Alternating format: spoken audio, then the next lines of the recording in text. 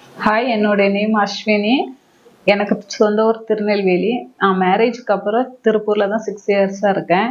அப்போவே இருந்து எனக்கு என்ன ப்ராப்ளம்னாலும் ஏஎம்சி ஹாஸ்பிட்டலுக்கு தான் வருவேன். எனக்கு 2 பேபி இருக்குது. 2 பேபிக்கு உடம்புக்கு சரியில்லை, ஃபீவர், எந்த ப்ராப்ளம்னாலும் இங்கே தான் வந்து நான் பார்த்துருக்கேன். எனக்கு செகண்ட் டெலிவரியே இங்கே தான் ஆனது. அப்போவே எனக்கு நல்லா பார்த்தாங்க. எந்த ஒரு ப்ராப்ளம் இருந்தாலும் டயட் ஃபுட்டு எல்லாமே எனக்கு கரெக்டாக சொல்லி கொடுத்து எனக்கு நார்மல் டெலிவரி 2வது பேபி இங்கே தான் ஆனது. 2வது பேபிக்கு ஒரு டைம் சீரியஸ் ஆகும்போது கூட உடம்புல பிளட்டு கம்மியாகும்போது கூட இங்கே தான் வந்து அட்மிட் பண்ணி எனக்கு என்னுடைய செகண்ட் பேபி நல்லா க்யூர் பண்ணி கொடுத்தாங்க. அப்புறம் இப்போ நான் செகண்ட் பேபி முடிஞ்சு பிறந்து எனக்கு 1 இயர் ஆனது. இப்போ நான் ஃபேமிலி பிளானிங் பண்ணலாம் அப்படின்னு வித்யாலினி மேம் வந்து பார்த்தேன். அப்போ மேம் வந்து ஃபேமிலி பிளானிங் பண்ணிக்கலாம், உங்களுக்கு உடம்புல எந்த ப்ராப்ளமும் இல்லை, நல்லபடியாக பண்ணிக்கலாம் அப்படின்னு சொன்னாங்க.